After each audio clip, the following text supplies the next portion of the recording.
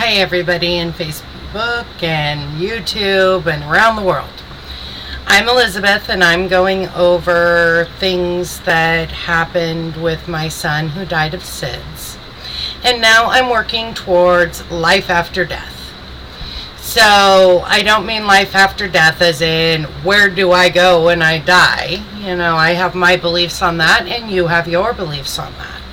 I'm talking where do you go after they die? So when my son died, I was lucky enough that there was a lot of support for me. I had wonderful family and friends and people who showed up out of the blue. And that whole first day, the day it happened, I would go in and out of shock all day long. So as the weeks passed, I would still pray every night, please let this be a dream. I would hope that I would just wake up and my world would be back to the way I knew it should be. But that didn't happen. So as the weeks turned into months, the months turned into years, I started to be able to breathe again. When it first happens, it feels like your breath has caught and you're holding it and you can't let it go. It's like that moment where you can't find your child. And, everything's usually okay. You find him and, he's playing and or you lost him behind your ass. My ass is huge, so I lose them behind there sometimes. But I took and was able to breathe again, slowly but surely. And I remember one of the most important things that helped me get through it was my mother. Everybody says, oh yeah, your mom, everybody needs their mama. But she had looked at me and she had told me he was warm, safe, secure, had just eaten, and was with his mama. Can anyone ask for a better way to go? And, that's very true. He felt no pain. He just went. 1 second he was there, the next he was gone. I still cry. It's been 15, 16 years. No, I'm sorry, 17. 17 years. And every now and then I let my mind go to who he would have been, what we would be doing right now, how wonderful I am sure he would have been. And then I remember that was not there for him. That was not his fate. His fate was to be loved, held, cuddled. And, what a happy life, never to know hunger or pain or suffering. To not know poverty. It is a wonderful thing that his spirit got to enjoy rather than endure.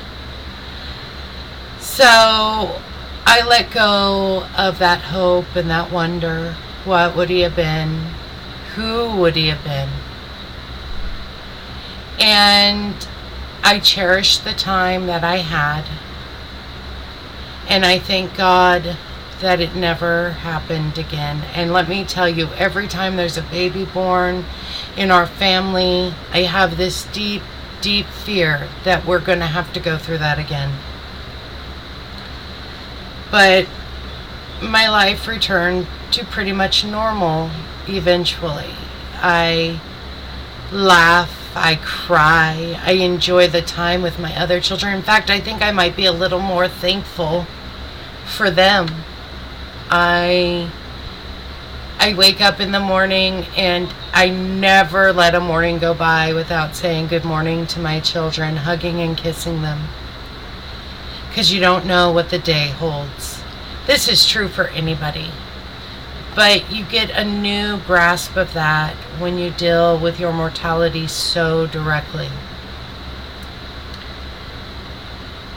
there are times that I'm like, you have no idea how normal I am. I am not running through the streets screaming, carrying around a baby doll like it's him. I'm really kind of normal. And before it happened, I did not think that anybody could return to a normal life. But there are other days where this emptiness is inside me because there's a hole that will never be filled. And sometimes I just, I want to tell people, you don't understand the things I've seen, the things I've done. Until you perform CPR on your baby, for it to mean nothing, for him to still have to be put in the ground. How on earth can you know hardship? And then I kick my ass with reality. And I know that hardship is, what the person can endure. I obviously can endure a whole lot. There's that saying, Mother Teresa is the saying that I remember the most. God never gives us more than we can handle. Sometimes I wish he didn't have so much faith in me. But I am still begging all of you to stand up with me and say, no more. No more empty cradles. No more mothers without children. I am Mama -1. And this is life after death. And we will be going on with things. I want to answer questions. I'm sure people have them. So, bye everyone.